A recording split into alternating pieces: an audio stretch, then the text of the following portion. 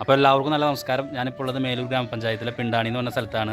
SLC result വന്നു, +2 result വന്നു. ഇപ്പോൾ SLC റിസൾട്ട് വന്നിട്ട് വലിയ വിജയം നേടിയിട്ടുള്ള ചാതയിൽ ബെന്നിച്ചാൻ്റെ വീണ്ടും മുന്നിലാണ് നിൽക്കുന്നത്. എന്താ സംഭവം എന്ന് വെച്ചിട്ടുണ്ടെങ്കിൽ ആ ചേട്ടൻ ടിൻസായിട്ടുള്ള ഇരട്ടക്കുട്ടികളായ 2 ആൺമക്കളുണ്ട്.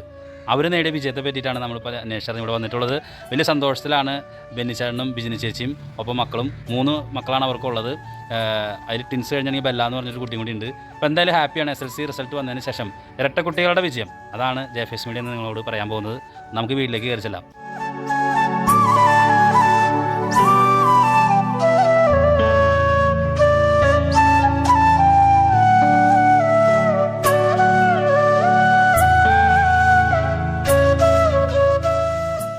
രണ്ട് ചുണക്കുട്ടന്മാരായിട്ടുള്ള പുപ്പുലികളുടെ അടുത്താണ് നിൽക്കുന്നത്. ബെസ്റ്റിനും ബെൻഫിനുമാണ് എൻ്റെ അടുത്തിരിക്കുന്നത്. എന്താ സംഭവം എന്ന് വെച്ചിട്ടുണ്ടെങ്കിൽ നമ്മുടെ പിണ്ടാനിൽ ബെന്നിച്ചാൻ്റെയും ബിജിനി ചേച്ചിയുടെയും 2 മക്കളാണ്. ഇവർ ടിൻസാണ്.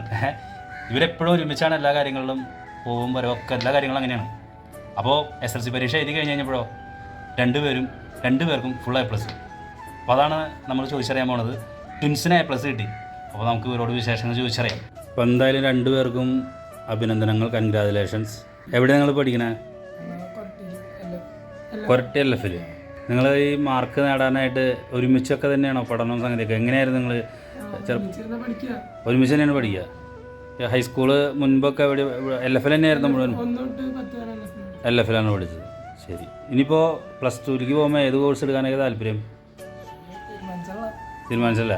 2 പേർക്കും ഒരു സ്കൂളിൽ തന്നെ പോകാനാണോ താല്പര്യം? എവിടെ നോക്കണം നിങ്ങൾ?